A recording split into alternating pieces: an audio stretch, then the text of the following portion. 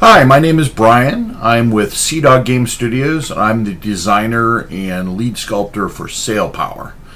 Sailpower, in broad strokes, is your chance to be a captain on a tabletop. And what we mean by that is we want you to feel what it would be like to take command of a vessel, set sail from a port, and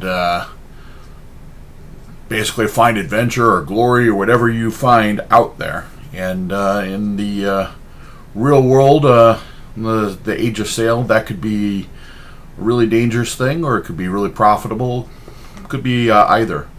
So the game plays in any of three scales. You can play it in 15 millimeter, which is our original scale, and that is big boats like this.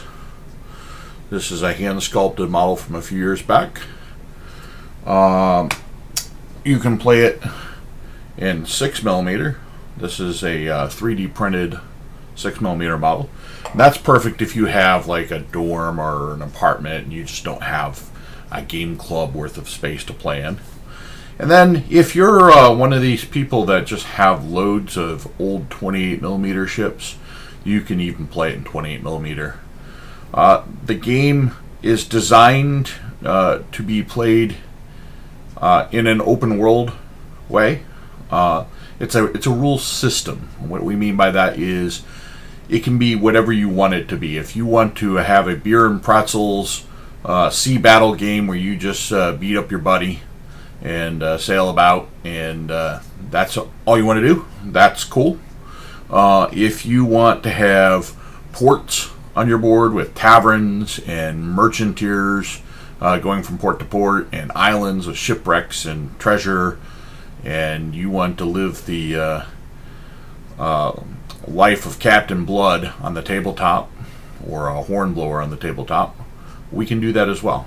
So the rules are meant to be a jumping off point to create whatever sort of adventure you want to create. The way we tend to play it at conventions is the more open world style. So if you're more of a sea battler, you can certainly show up and you can shoot other ships. You might not win, but you'll hopefully have a chance to get into some combat. If on the other hand you're like, well, sea battling sounds dangerous, I really just want to find treasure, you can do that on the same board as the sea battler. You can go out there and explore all the islands that are on the board and see what you can find. Last but not least, you can play as a merchant. So you can actually start out with a bit of spending money. You go into the port that you start at, and you can toss the market for trading goods, pick what you want to buy, and then pick where you want to go, and try to sail there. Of course, when you're making that decision, you have to factor in the fact that there are players on the board who would rather sink you than let you get there, or maybe they just want to capture you and take your stuff. So it's a dangerous sea. It's one where people fly false colors, so pirates tend not to be flying their actual colors until they're outed as being pirates.